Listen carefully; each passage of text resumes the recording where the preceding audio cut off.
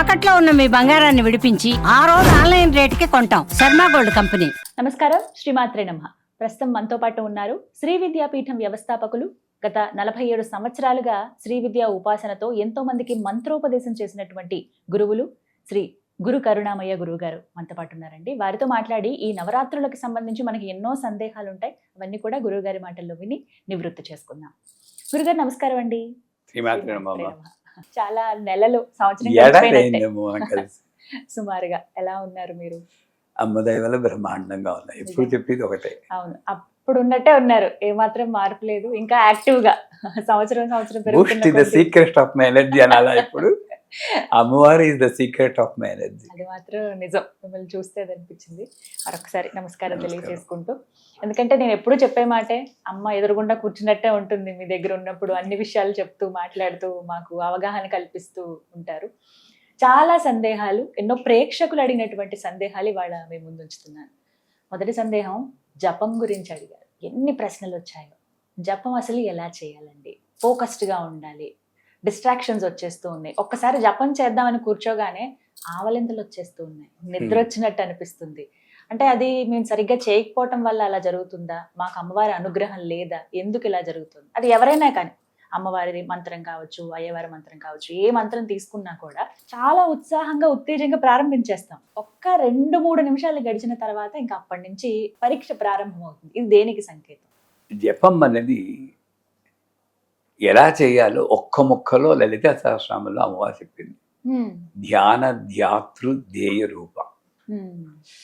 ఎవరైనా జపం చేయడానికి కూర్చోడానికి ముందు జపం చేసేవాడు ధ్యాతృ అని ధ్యాతృ అంటారు. చేసి మంత్రం, ధ్యానం. ఏ అమ్మవారు మీరు చేస్తున్నారో ధ్యేయం, 3 ఉంటాయి. కానీ ఈ జపం చేసి వాళ్ళకి ఇంతకుముందు ఫస్ట్ ఆవలింతలు వస్తున్నాయన్న. శరీరం మాధ్యం కలు ధర్మ సాధనం అన్నాడు. నీ శరీరాన్ని నువ్వు సరిగ్గా ఉంచుకోవాల్సిన బాధ్యత ముందుంది. వేళకి తినడం, నిద్రపోవడం కరెక్ట్గాను, ఆరోగ్యవంతమైన ఆలోచనలు, ఆరోగ్యవంతమైన మాటలు, ఆరోగ్యవంతమైన కర్మలు చేస్తూ ఉంటే తప్పకుండా బాగుంటుంది. అది ఒకటి, నెంబర్ 1.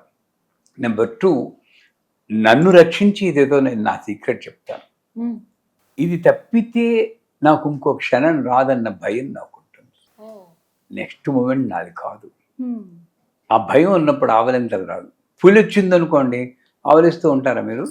అస్సలు. ఎందుకు రాదు? అది వేరే డైవర్షన్ ఉంది నాకు. అంచేత ఫస్ట్ శరీరాన్ని సరిగ్గా ఉంచుకోవాలి, నెంబర్ 1. తర్వాత పోస్చర్, పద్మాసనం కానీ సుఖాసనం కానీ వేసుకోమన్నాను. నేను పద్మాసనాన్ని కష్టపడిపోయి కింద మీద పడిపోయి కాళ్ళను పెడి వేసుకోమని ఎవరు చెప్పాడు? సుఖారాధ్య. సుఖంగా కూర్చోండి, వెన్నెముక నిటారుగా పెట్టండి.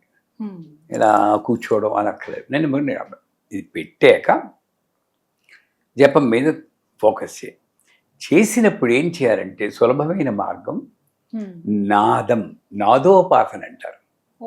ఐం హ్రీం శ్రీం ఐం క్లీం సౌ. ఓం నమో భగవతి శ్రీమాతంగీశ్వరి సర్వజన మనోహారి సర్వముఖరంజని క్లీం హ్రీం శ్రీం సర్వరాజవశంకరి సర్వస్త్రీ పురుషవశంకరి సర్వదుష్టమృగవశంకరి సర్వసత్వవశంకరి సర్వలోకవశంకరి సర్వం మే వసమానయ స్వాహ. సౌ క్లీం ఐం హ్రీం హ్రీం ఐం. నాదం ప్రతిసారి నాదం మీద ఉంచండి. నేను అక్కడ రూపం మొదలెట్టాను శ్యామ, కానీ మంత్రం ఉంది, కానీ నాదమే అక్కడుంది. నాదమే బిందు.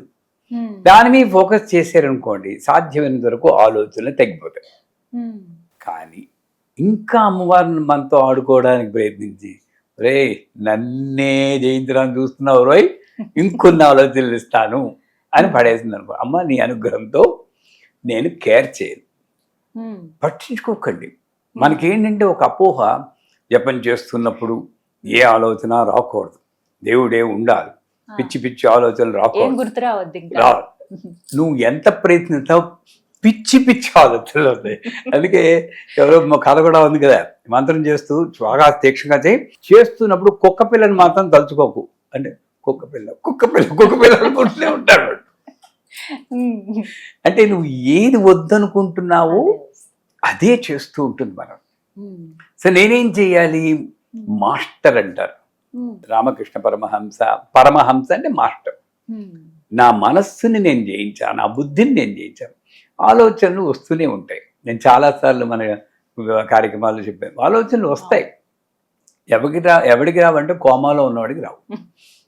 బతుకుంటే ఏదో ఒక ఆలోచనలు వస్తుంది. కానీ ఆలోచనల్ని కూడా దాటి నేను మంత్రం మీద దృష్టి పెట్టి, మంత్రం నాదం మీద దృష్టి పెడితే ఆలోచనలు లేవా? ఉన్నాయి. కానీ నా గ్రహింపు ఉన్నప్పుడే, ఇప్పుడు ఇక్కడ చూడండి, నేను మీ వైపు చూస్తున్నాను. ఇక్కడ చెట్టు ఉందా? ఉంది. కానీ నాకు మీరే కనబడతాయి. టీవీ ఉందా? ఉంది. నేను ఉంది అనుకుంటే ఉంది, కానీ నేను మీతో మాట్లాడుతున్నప్పుడు లేదుగా. ఆలోచించారా? అంటే ఏమిటి? నా దృష్టి దేని మీదకి వెళ్తుందో అదే పైకి వస్తుంది. అంటే ఆలోచన దృష్టి తీసేయండి, వస్తే వస్తుంది. పిచ్చి పిచ్చి సినిమా, అతడు సినిమాలో మహేష్ బాబు గుర్తొస్తాడు, లలిత పరమేశ్వరు జ్ఞానం చేస్తూ. పోనీ శివుడే ఆ రూపంలో వచ్చాడు అనుకో, ఏం పోయింది? అంతా ఆవిడే అన్నప్పుడు ఇది కాదు అని నువ్వు అనుకున్నావు, అక్కడే పప్పులో కాలేసావు. షిరిడి సాయి చరిత్రలో కూడా అంటారు, కుక్క రూపంలో వచ్చి నేను అడిగితే నన్ను కొట్టేసావు చూసావా అంటాడు. మరి అది చూసి నేను నేర్చుకున్నది ఏంటి? ఏ రూపంలో వచ్చినా అమ్మవారే, అప్పుడు ఎలిమినేట్ అయిపోతుంది. సో ఆలోచనలు ఉన్నాయి కానీ నేను గుర్తించడం లేదు. ఇప్పుడు వచ్చింది అమ్మవారు ఉంది, మంత్రం ఉంది. మంత్రాన్ని దాటడానికి నేను నాదం మీద పెట్టాను. నాదం మీద పెట్టాడు, మంత్రం ఉంటుంది కానీ దాని మీద ఫోకస్, మంత్రం లేదు. అంటే ధ్యానం అదృశ్యం అయిపోయింది. అప్పుడు మంత్రం చేసేవాడు ఎవరు గురించి చేస్తున్నాడో వాడు ఉన్నారు. తర్వాత కొంతసేపటికి అలా అలా అలా ఉంటే ఎవరో ఒకరే ఉంటారు. అంటే అమ్మవారు ఉంటుందని అన్నారా? పొరపాటే. వీడైనా ఒకటే, వాడైనా ఒకటే, అదే ఉంటుంది. మాన మాతృమేయ రూప, రెండు ఒకటే. ఏదో ఒకటి కాకపోతే వీడు మనస్సుని అధిగమించి ఎటువంటి స్థితిలోకి వస్తారంటే, ఇది అమ్మవారు, ఇది నేను అనే డిఫరెన్స్ లేనటువంటి స్థితిలోకి వెళ్తాడు. అర్థమైందా? అది పరాకాష్ట. అక్కడి దాకా చేరుకోవాలి. 100% చేరుకుంటారు. మీరు ప్రయత్నించండి. ఏం ఓహో అన్న ఇది కాదు. కాకపోతే అక్కడ ఎంతసేపు ఉంటావు అన్నది అది ప్రశ్నే. అది 10 సెకండ్లు ఉండొచ్చు, 2-3 సెకండ్లు ఉండొచ్చు, అంతే ఉంటుంది. ఎక్కువగా 15 సెకండ్లు. ఎక్కువ సాధన చేస్తే కొన్ని నిమిషాలు ఉంటాయి. ఈ లోపల మళ్ళీ మైండ్ పవర్ అయిపోయి ఇంకో ఆలోచన మళ్ళీ మామూలే. సో ఈ ప్రయత్నమే సాధన అంటారు. అంటే ఆవలింతలు ఎలాగా కంట్రోల్ చేసుకోవాలో చెప్పాం. ఆలోచనల్ని కంట్రోల్ చేయలేం, దాన్ని గుర్తించకపోవడమే దాని కంట్రోల్. కాకపోతే మంత్రం మీద కూడా కొంతసేపటికి చూడండి, మీకు కావాల్సితే జపం చేస్తున్నాడు, మంత్రం ఆగిపోతుంది. నేనేమనుకుంటాను, అయ్యో మంత్రం మర్చిపోయాను, ఉలిక్కిపడి మళ్ళీ మొదలు. అది అంత అవసరం, తప్పని చెప్పిన అవసరం లేదు. ఎందుకోసం మంత్రం చేస్తున్నాను, ఇందాక కారులో వస్తూ చెప్తున్నాను. రాజశ్యామల మంత్రం కూడా అందుకే తెప్పించిందే మా అమ్మవారు. రాజశ్యామల యంత్ర పూజలో మహాలక్ష్మీశ్వరి పరమస్వామిని, ఊర్ధ్వశూన్య ప్రవాహిని, సోమ సూర్య అగ్ని భక్షిణి, పరమాకాశ భాసురే అని అమ్మవారిని వర్ణిస్తారు. అంటే అమ్మవారు ఏంటి అంటే, ఈ ఆలోచన లేకుండా ఉండేటువంటి శూన్యము, అది అమ్మవారు. సోమ సూర్య అగ్ని భక్షిణి అంటే భూతకాలం, భవిష్యత్ కాలం, వర్తమాన కాలం, ఈ మూడింటిని దాటినటువంటి స్థితి. నేను 15 నిమిషాలు మెడిటేషన్ చేస్తున్నాను నేను రోజు అన్నాడు, అది మెడిటేషనే కాదు. అసలు నువ్వు ఎంతసేపు చేసావు నీకు తెలియకూడదు. గంటలు కూర్చుంటారు అంతే, అలా ఉండిపోయాను. అప్పుడైపోయిందా అన్నట్లుంటుంది. ఆ స్థితి పరాకాష్ట ప్రతి ఒక్కళ్ళు చేరుకోగలరు. కాకపోతే ప్రయత్నం చేసేటప్పుడు ఈ రకమైనటువంటి సాధనలో చేస్తే తప్పకుండా ఈ నవరాత్రుల నుంచి ప్రారంభించుకోవచ్చు అంటారు. తప్పకుండా దేవస్థానం. ఇంకొక ప్రశ్న అండి, కొంతమంది ఏంటంటే లేవలేని స్థితిలో ఉంటారు, కనీసం పడుకుని వాళ్ళు సాధన గాని జపం గాని చేయవచ్చా? మంచి ప్రశ్న వేశారు. ఇప్పుడు విష్ణు సహస్రనామంలో చివర్లో శ్రీరామ రామ రామేతి రమే రామే మనోరమే సహస్రనామ తత్తుల్యం రామనామవరాననే అంటే అర్థం ఏంటి? ఒరేయ్ నువ్వు శ్రీరామ రామ రామ అనుకోరా, అది సహస్రనామంతో సమానం అంటుంది. అంటే ఎప్పుడు నీకు వీలు కాకుండా మూలుగుతూ జరంతో ఉంటే శ్రీరామ రామ శ్రీరామ రామ అనుకుంటే సహస్రనామంలో కౌంట్ అయిపోతూ ఉంటుంది అక్కడ. కానీ శుభ్రంగా 3 పూట్ల తిని శ్రీరామ రామ 1, శ్రీరామ రామ 2, శ్రీరామ రామ అమ్మో అన్ని సహస్రాలు చేశారంటే నవ్వుకుంటుంది ఆవిడ. అలాగే నేను బాగా ఆరోగ్యంగా ఉన్నప్పుడు చక్కగా కూర్చుని చేయాలి. పద్మాసనం కానీ సుఖాసనం కానీ వేసుకుని చేయాలి. ఆరోగ్యం వీలు కానప్పుడు మరి నేను ఆరోగ్యం బాగోలేదు, నేను జపం చేయలేదు, ఆ టైంలో నేను రక్షించేవాడు ఎవడు? అప్పుడు ఎలా ఉండాలి? అమ్మ తప్పైనా అనుకో, నన్ను ఏం చేసినా చెయ్యి, నీ జపం చేయకుండా ఉండలేనే, నాకు కూర్చోవడానికి ఓపిక లేదు, పడుక్కుని చేస్తాను అనుకుని హాయిగా పడుకుని చేయండి. ఇన్ఫ్యాక్ట్ మా శిష్యులకి నేను రోజు చెప్పేది ఏంటంటే, పడుకోబోయే ముందు రాత్రి ప్రతి నిద్ర ఒక మరణంతో సమానం. అవునా కదా? నిద్రలో మీరు లేరు, ఆడ మగ కూడా తెలియదు, ఏమీ రావు, ఒక స్టేజ్లో అసలు ఏమి ఉండదు. అటువంటి ఐడెంటిటీ లేనటువంటి స్థితే మరణం. అంచేత ప్రాణప్రయాణ సమయే నారాయణ శబ్ద మాత్రమే పునర్జన్మ మనశ్యతి అంటుంది. అంటే ప్రాణం వెళ్ళిపోయడం నారాయణ అన్న ఉంటే ఇంకో జన్మ లేదు. నమ్మకం మీదే హిందుత్వం ఆధారపడింది, నమ్మిన వాళ్ళు నమ్ముతారు. సో నిద్రపోయే ముందు నారాయణ చెప్తే ఒకవేళ నిద్రలోనే వెళ్ళిపోయినా కూడా నాకు ఇంకో జన్మ లేదు. ఇది ట్రిక్. అంచేత నేనేం చేయాలి? పడుకోబోయే ముందు ఏదో శబ్దం, నా ఓం నమో భగవదేవ లలితా సహస్రనామం. కానీ ఇక్కడ చిక్కి వచ్చిందంటే కూర్చుని చదువుతావు, అమ్మయ్య చదివేసానని వాలిపోయే ముందు ఆ తలగడ చూసి ఎవడిది అసలు ఉతకమంటే ఉతకలేదు, బుద్ధి లేదు అనుకుంటూ పడుకుంటాం. ఈ లాస్ట్ ట్రాన్సాక్షన్ ఏంటి? బుద్ధి లేదు. అదే ఉంటుంది తప్ప ముందంతా చదివినటువంటి అంటే నేనేం చెప్తాను వాళ్ళకి, పడుక్కుని ఏవి తప్పులేదు, ఒకవేళ తప్పైనా ఒప్పుకో, పడుక్కుని అలా లలితా సహస్రంలో నిద్రలో జరుపు. చాముండా శవవాహన అని అంటుంది దేవీ కవచం. అంటే శవంలా పడుకున్నప్పుడు చాముండా అన్న దేవత నీ ప్రాణశక్తి రూపంలో దేహంలో చరిస్తూ ఉంటుంది. వీడు ఏం ఆలోచించాడు అని లాస్ట్. అందుకే మీకు గుర్తుందా, వీళ్ళందరికీ కూడా కెమెరామెన్ వాళ్ళు కూడా పరీక్షలప్పుడు కళలు వస్తాయి. ఏం కళలు? వేరే సబ్జెక్టు చదువుకున్నట్లు, వేరే సెంటర్కి వెళ్ళిపోయినట్టు, టైం అయిపోయినట్లు వచ్చి ఉక్కిరి బిక్కిరి అవుతుంది. ఎందుకు? నీ పరీక్ష గురించి ఆలోచిస్తూ పడుకున్నావు కాబట్టి దాన్ని మల్టిప్లై చేస్తుంది ఆవిడ. ఎవడో ఆరోగ్యం బాగోలేకుండా ఉన్నాడు, వాడిని కూర్చుని వాడు చచ్చిపోయినట్టు కలుస్తుంది. అంటే దాన్ని మల్టిప్లై. అలాగే అదే ప్రిన్సిపల్ ప్రకారం నువ్వు లలితా సహస్రం చదువుకు, ధ్యాన దేరు నిద్రకు వెళ్ళిపోయావు, ఆవిడ వస్తుంది. ఎవరు? Night duty nurse. ఎవరు? చాముండ. ఆవిడ వచ్చి లాస్ట్ సెంటెన్స్ ధ్యాన దే రూప ధర్మ ధర్మ వివిధ రాత్రంతా లలితా సహస్రం మీ చేస్తుంది. ఎంత గొప్ప ఫలం అండి! ఇవన్నీ చిన్న చిన్న కిటుకులు సాధనలో. ఆ పడుకోబోయే ముందు నువ్వు కానీ ఆ నామస్మరణ చేసి పడుకుంటే నీకు అశేష బలం.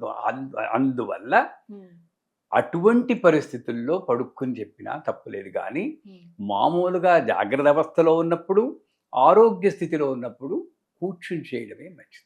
నడుస్తూ చేయటం కానీ, వంట చేస్తూ చేయటం కానీ, ఇవన్నీ లెక్కలోకి రావంటారా? లెక్క, ఆ పదం భలే అనిపించింది అమ్మవారు. ఎవడికి లెక్క?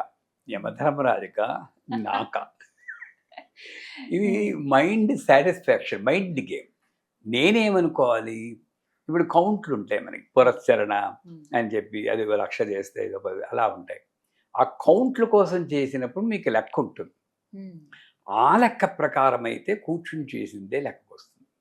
కానీ నేనేమనుకోలే, లెక్క ఏమంటే నాకు అసలు అనవసరం, లెక్కలోకి రాకపోయినా పర్వాలేదు, నేను ఖాళీగా కూర్చోలేనే, నిన్ను అనుకోకుండా ఉండలేను, నువ్వు లెక్క పెడతావో పెట్టుకోవో నాకు అనవసరం అని నడుచుకుంటూ చదువుకున్నా దాని ఎనర్జీ అదే.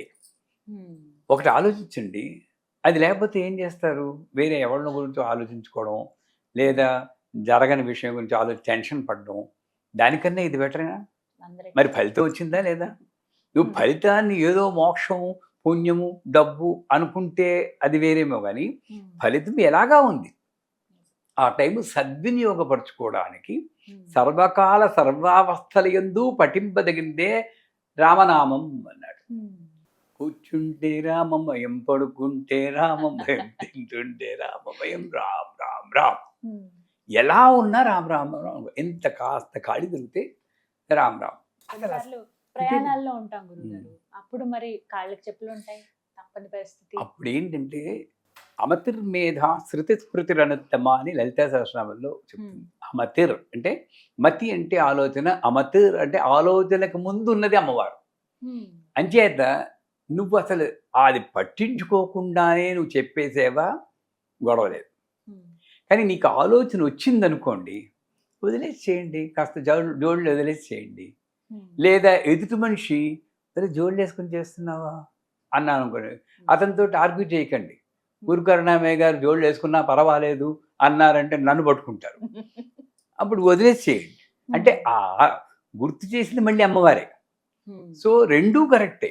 నువ్వు అది వేసుకున్నా పర్వాలేదు, వేసుకోకపోయినా పర్వాలేదు, ఆలోచనని బట్టి వెళ్ళు. అసలు నాకు ఆ స్థితే లేదు, తట్టనే లేదు, నేను అరే జోడు వేసుకున్నా అని వదిలేసేసి అప్పుడు చేయండి, పర్వాలేదు. కానీ అది వేసుకుంటే చెయ్యకూడదు, అది వేసుకుంటే పాపము అన్న దృష్టితో మాత్రం మీరు వెళ్ళకూడదు. మీరు ఈ మాట చెప్పిన తర్వాత జపమాలతో కూడా ఇంకా పని లేదని అనిపించింది నాకు. ఎందుకంటే లెక్క అవసరం లేదన్నప్పుడు రోజంతా మనం ఒకసారి చెప్పాం, జపమాల ఉన్నప్పుడు ఏం చేస్తుంటాం, ముందు ఇలా కూర్చున్నప్పుడు ఇలా పెట్టుకుంటారు. చాలా అందరూ తనకో సాటిస్ఫాక్షన్ అందరూ చూడాలి. 1/2 నిమిషం అవుతుందండి, చూస్తాడు పెద్ద పోసి ఇంకా రాదేమిటి అని. పోనీ ఇక్కడ ఉంది, ఇక్కడ ఎంతసేపు టైం పడుతుందని తెలుసు, అయినా సరే ఇక్కడికి వచ్చి మళ్ళీ వచ్చేస్తుంది, మళ్ళీ వచ్చేస్తుంది, తొయ్యడం. ఇంత అవస్థ ఎందుకు నీకు అసలు? పైగా తామర గింజలు వేసుకుంటే ఒక ఫలితం, స్ఫటిక మాల వేసుకుంటే ఇంకా ఫలితం, రుద్రాక్షం వేసుకుంటే ఇంకా ఫలితం. అప్పుడు నాలాగా శుభ్రంగా మాలన్నీ వేసుకుంటే ఏ జపం చేయక్కర్లేదు, ఎందుకంటే దీంట్లోనే ఉంది కదా ఫలితం. నేను అలా కూర్చుంటున్నానా, జపం చేస్తున్నాను లేదా అంటే జపమాల మీదే తప్పని నన్ను, జపమాల మీదే నువ్వు డిపెండ్ అయ్యావంటే మాత్రం అంత మంచి పని కాదు. బౌండరీస్ ఏర్పాటు చేసుకున్నట్టే నా దృష్టిలో. ఒక అలారం పెట్టుకో, అసలు నీకు లెక్క ఎందుకు, ఖాళీగా ఉన్నప్పుడు కూర్చుని జపం చేసుకో, అయిపోయింది. నేను ఎవరో పని వస్తుంది ఆపేసి చేసుకో. అందుకే blending spirituality in mundane life అని మేము టీచ్ చేస్తాం. అంతేనండి. మీకు స్పెషల్గా నాకు మన సంసారంలో ఉన్నాం, హిమాలయాలో లేవు, స్పెషల్గా నాకు పూజకి టైం ఇవ్వంటే మీకు నాకు ఎక్కడిస్తుందండి? స్టూడియోల చుట్టూ తిరుగుతున్న వాళ్ళం ఎవరు? అంచేత ఏంటి, మన అదృష్టం అమ్మవారిని గురించి దీంట్లో కూడా యాదేవి సర్వభూతేషు వృత్తిరూపేణ సంస్థ నమస్తే నమస్తే నమస్తే నమో దీంట్లోనూ మాట్లాడుకుంటాం, అయిపోయింది. ఇది పూజ కదా. అట్లాగా నాకు టైము దొరికినప్పుడల్లా మంత్రం చేయాలి. దానికి ఫలితం ట్రాన్స్పరెంటా నాన్ ట్రాన్స్పరెంటా అనేది వదిలేయండి, బట్ ఫలితం ఉంటుంది. నీకేంటి, ట్రాన్స్పరెంట్ అయితేనే అనుగ్రహం. ఓ పువ్వు ఇలా రాలిందంటేనే అనుగ్రహం, రాలకపోతే అనుగ్రహం లేదా? ఇంకా నన్ను అడిగితే అది అమ్మవారు యాక్సెప్ట్ చేసేది, అమ్మ తోసేయలేదు అనుకోకూడదా? ఏ ఆలోచనగా 2 ఆలోచనలు ఉంటాయి. అంచేత ట్రాన్స్పరెంట్ నాన్ ట్రాన్స్పరెంట్ ఫోకస్ చేయకుండా చల్తే ఫిరితే జప్ కరియే అని చెల్లుతుంది. చక్కగా ఇది ఒకటి అలవాటు చేసుకోవాలి, తెలుసుకోవాలి ఈ విషయాలను జపం చేసేటప్పుడు. మాకున్న చాలా సందేహాలు ఈ ఒక్క వీడియోలో నివృత్తి చేసేసారు గురుగారు. ధన్యవాదాలు. శ్రీమాతృ.